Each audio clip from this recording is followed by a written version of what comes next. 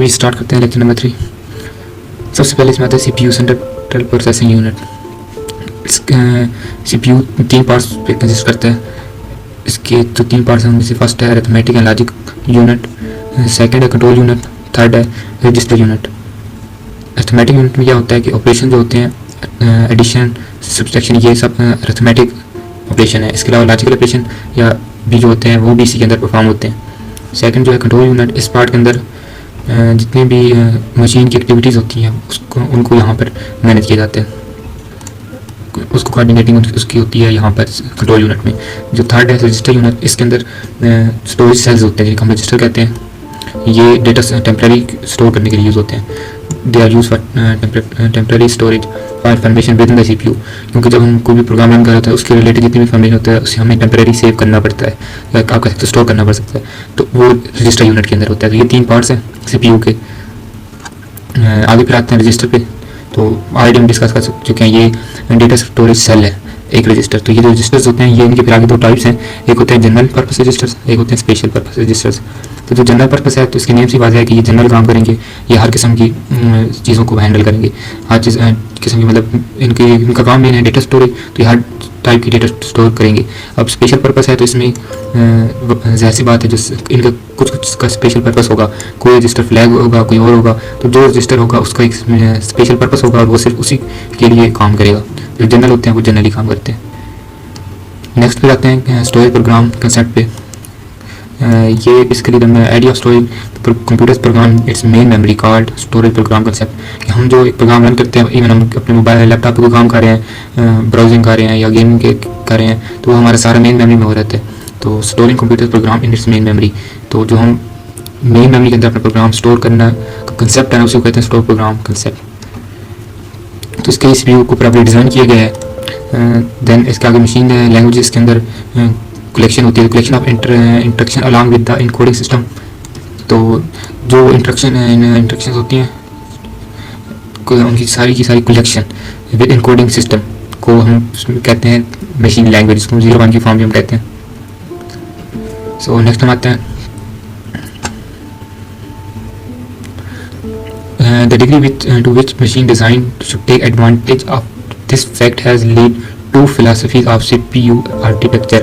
तो जो CPU का आर्किटेक्चर होता है, जिस तरह CPU मतलब बनाया जाता है उसका ढांचा, तो उसकी 2 हमारे पास फिलासफीज आती हैं, दोनों के प्लस माइनस हैं। कैसे? एक जो होती है ना, one that CPU should be design to execute minimal set of machine instruction.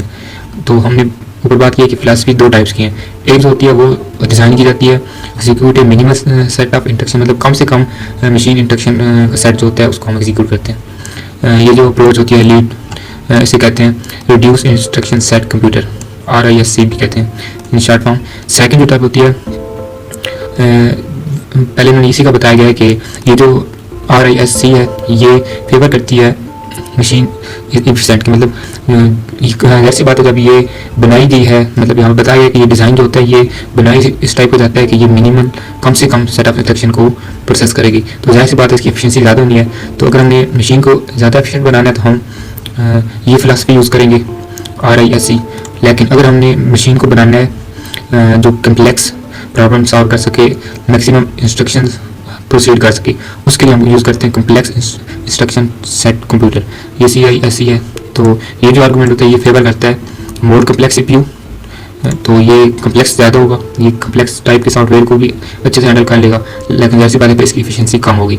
तो अगर हमें एफिशिएंसी चाहिए होगी तो जो CPU होगा वो डिज़ाइन होगा RISC के फिलासफी के अकॉर्डिंग, तो उसकी एफिशिएंसी ज़्यादा होगी, फास्ट भी होगा और लेस एक्सपेंसिव होगा। लेकिन अगर हमें कम्प्लेक्स ज़्यादा चाहिए तो हम CISC फिलासफी यूज़ करेंगे। सो अभी हम आते हैं मशीन इंस्ट्रक्शन, उस पर इनकी मेन 3 कैटेगरियाँ, 3 ग्रुप्स हैं मेजरली जो हम यूज़ करते हैं। Data transfer group, arithmetic logic group और control group. Data transfer group के अंदर वो इंस्ट्रक्शन आएंगी, मशीन इंस्ट्रक्शन आएंगी जिनके थ्रू हम डेटा ट्रांसफ़र के लिए हम यूज़ करते हैं। जिन इंस्ट्रक्शन को डेटा ट्रांसफ़र के लिए होता है, इनपुट आउटपुट के लिए जितना हम यूज़ करते हैं इनको आप IO इंस्ट्रक्शन भी कहते हैं, इनपुट आउटपुट। सो ये सब इंस्ट्रक्शन डेटा ट्रांसफ़र ग्रुप के अंदर आएंगी। नेक्स्ट है अरिथमेटिक एंड लॉजिक ग्रुप। इसके अंदर क्या होगा कि जितनी भी अरिथमेटिकल और लॉजिकल इंस्ट्रक्शन होंगी वो इस ग्रुप के अंदर आएंगे, अरिथमेटिक एंड लॉजिकल। और ये रिक्वेस्ट होगा activity with an arithmetic and logic unit. हमने ऊपर CPU के 3 यूनिट पढ़े हैं, तो उसका जो अरिथमेटिक एंड लॉजिकल यूनिट है उसके अंदर ये इंस्ट्रक्शन प्रोसेस होंगी, कौन सी अर्थमेटिक और लॉजिक ग्रुप्स के अंदर जितनी भी इंस्ट्रक्शन आएंगी। लास्ट है थर्ड ग्रुप कंट्रोल ग्रुप। इसके अंदर क्या होगा कि consist of those instruction direct execution of program rather than the manipulation of data। तो जो हम प्रोग्राम एग्जीक्यूट करेंगे उसकी जो डायरेक्ट एग्जीक्यूशन होगी वो हमारा कंट्रोल ग्रुप की इंस्ट्रक्शन के अंदर आएगा rather than डेटा मैनिपुलेशन, बजाय से हम उसको डेटा मैनिपुलेशन, जो डेटा मैनिपुलेशन या डेटा ट्रांसफर होंगी वो डेटा ट्रांसफर ग्रुप के अंदर आएंगी। प्रोग्राम एग्जीक्यूशन पे आते हैं तो इसमें स्टेप्स होते हैं इसके, तो इसके 3 स्टेप हैं। फर्स्ट है machine instruction is fetched from main memory to CPU, कि मेन मेमोरी के अंदर हमारा प्रोग्राम है उसको हमने उसको वहाँ से फेच करके सीपीयू में लेकर आए हैं तो वहाँ पर एग्जीक्यूट होगा। देन सेकंड ये होता है कि each instruction is decoded and obeyed, कि वन बाय वन, आपको पता है कोडिंग हम ऊपर से स्टार्ट करते हैं, तो one by one each instruction decode होगी और उसे ओबेड किया जाएगा।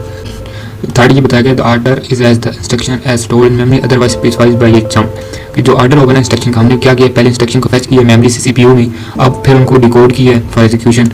सो अब क्वेश्चन आता है कि आर्डर क्या होगा, पहले कौन सी इंस्ट्रक्शन प्रोसेस होगी फिर कौन सी होगी। यहाँ पर थर्ड स्टेप में वो बताया गया कि आर्डर जो होगा इंस्ट्रक्शन का वो होगा या तो स्टोर मेमोरी के अंदर अवेलेबल होगा, स्टोर इन मेमोरी, या तो वो मेमोरी के अंदर अवेलेबल होगा कि हमने फर्स्ट ये इंस्ट्रक्शन प्रोसीड करनी है, सेकंड थर्ड इस तरह से ऑन, या फिर अदरवाइज स्पेसिफाइड, या तो फिर इस तरह मेंशन होगा बाय एक जंप। तो ये हम डिटेल में आगे पढ़ेंगे कि जंप के थ्रू हम कैसे इंस्ट्रक्शन को मैनेज करते हैं, फर्स्ट नंबर पे कौन सी इंस्ट्रक्शन प्रोसीड हो, फिर सेकंड, फिर इसी तरह से ऑन।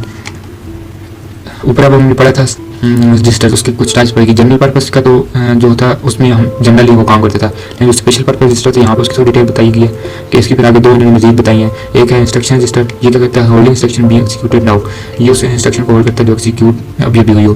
प्रोग्राम काउंटर क्या करता है contain register of next instruction to be executed, कि स्पेशल पर्पस रजिस्टर के अंदर जो 2 मेन आ रहे हैं हमारे पास है, एक है इंस्ट्रक्शन रजिस्टर जो क्या करता है जो इंस्ट्रक्शन हम हमारी प्रोसीड हो रही है या हो चुकी है उसको होल्ड करता है। प्रोग्राम काउंटर क्या करता है कि फाइल हमारी फर्स्ट इंस्ट्रक्शन एग्जीक्यूट हो गई है तो वो इधर होल्ड होगी इंस्ट्रक्शन रजिस्टर के अंदर। तो अब हमें सेकंड इंस्ट्रक्शन प्रोसीड करनी है तो वो कहाँ पर होगी, वो प्रोग्राम काउंटर हमारी कंटेन करते हैं, contain the address of next instruction. तो हमारी सेकंड जो इंस्ट्रक्शन होगी उसका एड्रेस ये कंटेन करेगा प्रोग्राम काउंटर, क्योंकि इसके कंप्लीट होने के बाद फिर नेक्स्ट इसका नंबर आता है। आगे आते हैं ऑपरेटर्स पे। यहाँ पे लॉजिकल ऑपरेटर बताएंगे, हम बहुत पहले से पढ़ते आ रहे हैं कि हमारे पास कौन कौन से लॉजिकल ऑपरेटर है, and or x are.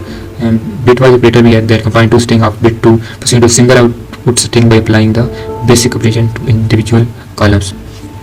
This use of the AND operation example proceed call masking. Here one operator called mask and determines which part of the other operand will be affect the result. तो basically इसकी masking हम कहते हैं, और जो एक operand होता है फॉर एग्जांपल हम AND का ऑपरेटर यूज़ करें, उसके लेफ्ट साइड पर एक ऑपरेटेंड होगा, दूसरी राइट पे होगा, तो जो उसका एक ऑपरेटेंड होगा उसको मास्क भी कहते हैं, उस पूरे प्रोसीजर को मास्किंग कहते हैं। सो नेक्स्ट मल्टीप्लिकेशन है और डिवीजन है। एडिशन और सब्ट्रैक्शन वैसे होते हैं जैसे हम जनरली करते हैं, लेकिन मल्टीप्लिकेशन में थोड़ा सा कंसेप्ट डिफरेंट है। Multiplication is the repetitive addition, तो इधर जब हम प्रोसेसिंग कर रहे होते हैं इधर क्या होता है कि फॉर एग्जांपल 8 है हमारे पास, तो ये मल्टीप्लाई बाई 3, तो हम इस तरह नहीं करेंगे कि वैसे जनरली हम 8 मल्टीप्लाई बाई 3 करेंगे 24 आ जाएगा, लेकिन यहाँ पर हम ऐसे नहीं करेंगे, यहाँ पर हम करेंगे वी विल ऐड 8 3 टाइम। तो मल्टीप्लिकेशन सिंपल वर्ड में अगर बताई जाए जब हम सीपीयू के अंदर बात कर रहे हैं इसके अर्थमेटिक ऑपरेशंस की, तो उसके अंदर मल्टीप्लिकेशन ऐसे नहीं होती जैसे कि नॉर्मल मैथमेटिक्स में होती है, वहाँ पे ऐसे होगी फॉर एग्जांपल 8 मल्टीप्लाई बाई 3 हमें करना है तो हम 8 को 3 टाइम ऐड करेंगे, ये आपने सिंपली माइंड में रखना है, इसकी जगह आप वैल्यू चेंज भी हो सकती हैं। देन डिवीजन इसी तरह can be achieve through subtraction, ये मल्टी टाइम हम एडिशन करेंगे जिसे आप रिपीटेटिव एडिशन भी कह सकते हो, तो हमारा मल्टीप्लिकेशन अचीव हो जाएगा। अगर हमें डिवीजन अचीव करनी है इन CS अगर आप बात करेंगे, मैथमेटिक्स में थोड़ा डिफरेंट होता है, तो division can achieve through subtraction multi time, तो जितनी टाइम आपने करना है उतनी टाइम आप उसकी सब्ट्रैक्शन करेंगे। सो इतना थोड़ा सा ये डिफरेंस है। आम जो नॉर्मल हम मैथमेटिक्स में मल्टीप्लिकेशन और डिवीजन करते हैं, और जो हम CS मतलब कंप्यूटर साइंस के अंदर जब हम अरिथमेटिकल ऑपरेटर की बात करते हैं तो उसकी जो मल्टीप्लिकेशन और डिवीजन है इनमें थोड़ा सा ये डिफरेंस है। नेक्स्ट है जी रोल ऑफ कंट्रोलर, कंट्रोलर के कौन से रोल होते हैं, तो ये बेसिकली इसका जो मेन पर्पस है वो है communication between computer and other device. For example आपने कंप्यूटर के साथ प्रिंटर यूज़ किया हुआ है, तो उसकी जितनी भी वो प्रिंटिंग का प्रोसीजर मैनेज होगा वो बाई कंट्रोलर होगा। तो ये होता है communication between computer and other devices is now be handled through intermediate operators known as controller. तो प्रिंटर की एक एग्जांपल आप इसकी जगह कोई भी और चीज़ अटैच कर सकते हो कंप्यूटर के साथ, तो उनके दरमियान जितनी भी कम्युनिकेशन होगी वो कंट्रोलर के थ्रू हैंडल होगी। ये रोल होता है, ये काम होता है एक कंट्रोलर का। नॉर्मली आप इसको यूनिवर्सल जो हम इसको यूज़ करते हैं, जिसे हम कहते हैं यूएसबी, नॉर्मली यूएसबी लगाकर हम इसको अटैच करते हैं डिवाइस कोई भी कंप्यूटर के साथ। तो उससे जो यूएसबी है हम कहते हैं यूनिवर्सल सीरियल बस, ये एक पोर्ट है। हम सीरियल इसको हम यूज़ करते हैं डेटा कम्युनिकेशन के दौरान, जब भी कंप्यूटर और दूसरी डिवाइस का डेटा कम्युनिकेशन होती है। सो नेक्स्ट आते हैं direct memory access and handshaking. Controller हम पढ़ चुके हैं कि कंप्यूटर बस के थ्रू हम इसको अटैच करते हैं किसी भी डिवाइस को कंप्यूटर के साथ। It carry out its own communication with main memory during those narrow second in which the CPU is not using the bus. कि जब सीपीयू बस को यूज़ नहीं कर होता, वो यूएसबी मतलब यूनिवर्सल सीरियल बस, तो ये कैरी ये अपनी कम्युनिकेशन विद मेमोरी, ये मेमोरी के साथ कम्युनिकेट करता है मेन मेमोरी के साथ जब सीपीयू इसको यूज़ नहीं कर होता।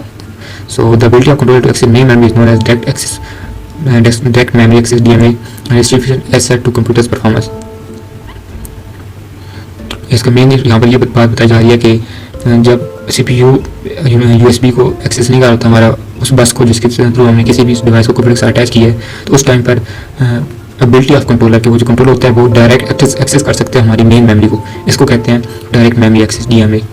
ये शिपसेट होता है कंप्यूटर परफॉर्मेंस में।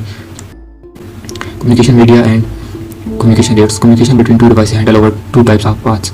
दो टाइप्स के दो पाथ हम यूज़ करते हैं कम्युनिकेशन का जब हम करते हैं दो डिवाइस के दरमियान। एक होता है पैरेलल एंड दूसरा होता है सीरियल। पैरेलल कम्युनिकेशन और सीरियल, यहाँ पर उनकी कुछ थोड़ी सी खुशियात दी गई हैं कि पैरेलल क्या होता है, several signal transfer at the same time on spread line, कि एक टाइम के अंदर ही ये सेवरल मतलब एक से बहुत ज़्यादा सिग्नल एक ही टाइम पे ट्रांसफर कर सकते हैं। यहाँ का data transfer is good required complex architecture, लेकिन पैरेलल कम्युनिकेशन के लिए हमें जो आर्किटेक्चर चाहिए होता है वो थोड़ा कम्प्लेक्स होता है, कम्प्लेक्सिटी को हैंडल कर सके। सेकंड जो है सीरियल कम्युनिकेशन, इसका क्या होता है data transfer one after the other, कि वन बाय वन इसमें डेटा ट्रांसफर होता है, तो ज़्यादा टाइम ज़्यादा लगेगा। रिक्वायर सिंपल डेटा पाथ, इसके लिए कम्प्लेक्स नहीं चाहिए, सिंपल डेटा पाथ चाहिए, इसके थ्रू आप चीज़ें हैंडल कर सकते हो। Data transfer rate is slower then parallel, जैसी बात है जब one by one data transfer होगा तो ये स्लोअर होगा, तो पैरेलल फास्ट होता है और सीरियल कम्युनिकेशन स्लो होता है पैरेलल कम्युनिकेशन से। लॉन्गर डिस्टेंस में ये यूज़ हो सकता है। और नॉर्मली जो इसको मेजरमेंट का होता है वो होता है बिट पर सेकंड, इसकी जो रेट हम मेजर करते हैं बीपीएस, बिट पर सेकंड। सो हमारा लास्ट टॉपिक है लेक्चर नंबर 3 का पाइपलाइनिंग। यहाँ पर कई सिर्फ ये बताया गया कि जो इलेक्ट्रिकल पास ट्रैवल करती हैं wire no faster than speed of light, कि स्पीड ऑफ लाइट से ज़्यादा तेज़ नहीं होती। सो कंप्यूटर्स जो होता है throughput can increase without requiring an increase in execution speed involve pipelining, कि हमारी जो कंप्यूटर की या सीपीयू कह सकते हैं उसकी जो स्पीड है एग्जीक्यूशन की वो एक लिमिट तक की है, बहुत ज़्यादा फास्ट है, मतलब नैनो मिली सेकंड में एक इंस्ट्रक्शन एग्जीक्यूट हो जाती है, लेकिन फिर भी लिमिटेड है। तो उसी को हम इंक्रीज़ एक लिमिट तक इंक्रीज़ कर सकते हैं, फिर उससे ज़्यादा हम उसको इंक्रीज़ नहीं कर सकते। तो एग्जीक्यूशन एक की जो स्पीड है वो टाइम पे जाके लिमिट हो जाती है कि इससे ज़्यादा नहीं बढ़ सकती। तो वहाँ पर अगर हम पाइप लाइनिंग यूज़ करते हैं तो उसी स्पीड को हम बढ़ा सकते हैं। वो कैसे, क्योंकि फिर क्या होगा कि एक टाइम पर एक एग्जीक्यूशन नहीं होगी, फिर मल्टीपल होगी। कैसे, तो यहाँ पर मैंशन भी किया गया है इन particular file one instruction is be executed, for example एक इंस्ट्रक्शन एग्जीक्यूट हो रही है तो साथ में क्या कर सकते हैं दूसरी इंस्ट्रक्शन को फेच करो, मतलब उसको लोड कर लो अपनी मेमोरी के अंदर। तो इस तरह एक टाइम पे दो इंस्ट्रक्शन रन हो सकती हैं, एग्जीक्यूट हो सकती हैं। तो इसके एग्जीक्यूट एक होगी दूसरी फेच होगी, मतलब प्रोसेस जो होगा वो दो इंस्ट्रक्शन पर हो रहा होगा, तो हमारी स्पीड डबल हो जाएगी। इस तरह फिर आगे की परफॉर्मेंस में हम साथ ऐड करें तो हमारा 2x 3x 5x हमारी स्पीड बढ़ सकती है सीपीयू की। सो पाइपलाइनिंग की एक मैं आपको बेस्ट एग्जांपल देता हूँ। फॉर एग्जांपल आप जाते हो किसी फार्मेसी में, तो फार्मेसी अच्छी खासी बड़ी है, तो वहाँ पे वो सबसे पहले आप जाते हो तो अपना वो नंबर लेते हो जिसके अकॉर्डिंग आपको फिर मेडिसिन मिलती है। तो एक बंदे आपको वो नंबर निकाल देते हैं, नंबर वाली पर्ची, फिर वही बंदा आगे जाकर आपकी चेक करते हैं आपको डॉक्टर ने कौन सी मेडिसिन रिकमेंड की है, फिर वो मेडिसिन निकाल के लाते हैं, फिर वही आगे जाके बिल बना के आपकी पेमेंट वसूल करते हैं और आपको कैशबैक करते हैं और आपको फ्री करते हैं। तो एक तो प्रोसीजर है ये जो नॉर्मल प्रोसीजर है। तो लेकिन यहाँ पर अगर हम पाइप लाइनिंग का अगर एग्जांपल लें कि वो इसके अंदर कैसा सकती है, तो क्या होगा कि ये एक बंदा है आपके साथ शूज़ लेके आगे तक जा रहे हैं, फिर दूसरा एक और बंदा आता है हमारे पीछे, उसने भी इसी तरह मेडिसिन लेनी है, उसको फिर और बंदा इसी तरह इंगेज होता है। इस तरह प्रोसेस बहुत लंबा होता है और दोनों के लिए दोनों का टाइम भी बीच में वेस्ट होता है और एनर्जी भी, एक जगह से दूसरी जगह जाना फिर तीसरी जगह। इसके बजाय अगर वो 4 बंदे बिठा दें, एक बंदा पर्ची बना देने पर दूसरा चेक करके मेडिसिन कौन कुछ देनी है, थर्ड बंदा आपको मेडिसिन निकाल के दे और फोर्थ बंदा आपको उसका पेमेंट आपसे रिसीव करे और जितनी आपको कैशबैक करना है वो कैशबैक करे और आप फ्री। सो इस वे में आपका भी टाइम बचेगा और उस एक बंदे को एक जगह से दूसरी जगह पे तीसरी जगह पे चौथी जगह जाने की जरूरत नहीं होगी। तो यही होता है पाइपलाइनिंग कि हम एक बंदे को स्पेसिफाई कर देते हैं कि आप इधर बैठ कर ये काम करें, उससे जब वो काम हो जाता है फिर नेक्स्ट बंदे के पास जाएगा। तो एक टाइम पर मतलब मल्टीपल प्रोसेसिंग हो रही होती है, मतलब आपका पर्ची बनी होगी जब फिर आप आगे चले जाओगे पीछे एक और बंदा आ जाएगा, उसकी पर्ची बनेगी, आपकी फिर मेडिसिन निकाल रहे होंगे, फिर नेक्स्ट जब आपकी बिलिंग हो रही होगी तो पीछे एक बंदे की मेडिसिन निकाली जा रही होंगी, पर्ची चेक हो रही होगी, एक बंदा आपकी पर्ची पीछे बना रहा होगा। तो इस तरह मल्टीपल प्रोसेसिंग एक ही टाइम पर होती है थ्रू पाइपलाइनिंग। उम्मीद करता हूँ आज का लेक्चर में आपको समझ आया होगा और